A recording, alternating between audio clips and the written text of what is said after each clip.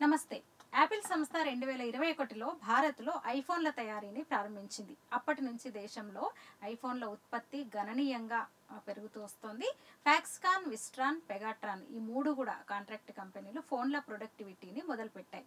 టాటా గత ఏడాది చివరిలో విస్ట్రాన్ ఇండియా ఫ్యాక్టరీని కొనుగోలు చేసింది.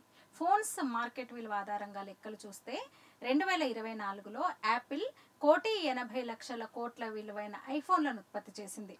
మొత్తం ఉత్పత్తిలో దాదాపు 1,35,00,00,000 మార్కెట్ విలువ కలిగిన 75% ఐఫోన్లు యూరప్, అమెరికా, పశ్చిమాసియా అలాగే ఇతర కొన్ని దేశాలకు ఎగుమతవుతుండగా స్థానికంగా 45,000 కోట్ల మేర విక్రయాలు జరిగాయి కేవలం భారత్లో.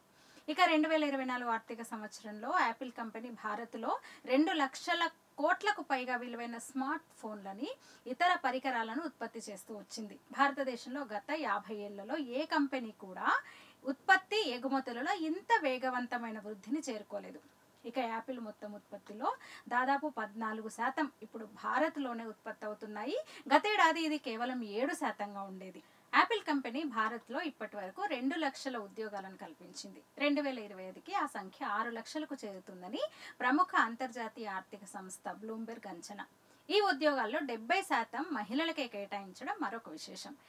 ఇక సంస్థ తమ ఉత్పత్తుల తయారీ చైనా నుంచి భారత్కి మెల్లమెల్లగా తరలిస్తోంది. ఇది చైనాకు కంటగింపుగానే ఉంది. బహుశా దాని ప్రభావమే అనుకుంటా. గతంలో బెంగళూరులోని యాపిల్ అనుబంధ సంస్థ ఫాక్స్కాన్లో కార్మికులు సమ్మెకు దిగడం, ఫ్యాక్టరీని ధ్వంసం చేయడం వంటి ఘటనలు చూసాం. ఇక 4 రోజుల క్రితం కూడా యాపిల్ అనుబంధ సంస్థ ఉన్న తమిళనాడులో టాటా కంపెనీలో భారీ అగ్ని ప్రమాదం జరిగింది. భారీ ఆస్తి నష్టం సంభవించింది. ఉత్పత్తిని నిలిపేశారు. తిరిగి ఎప్పుడు పునరుద్ధరించేది చెప్పలేమని టాటా చెప్పింది.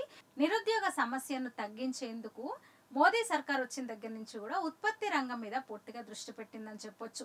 మేక్ ఇన్ ఇండియా వంటి పథకం ద్వారా అలాగే PLI వంటి ప్రోత్సాహకాల ద్వారా ఉత్పత్తి రంగాన్ని ప్రోత్సహిస్తుంటే దేశం లోపల ఉన్న కొన్ని అంతర్గత శక్తులు ప్రభుత్వానికి, కేంద్ర ప్రభుత్వానికి చెడ్డ పేరు తెచ్చే ఉద్దేశంతో విదేశీ శత్రువులకు కొమ్ము కాస్తున్నాయి.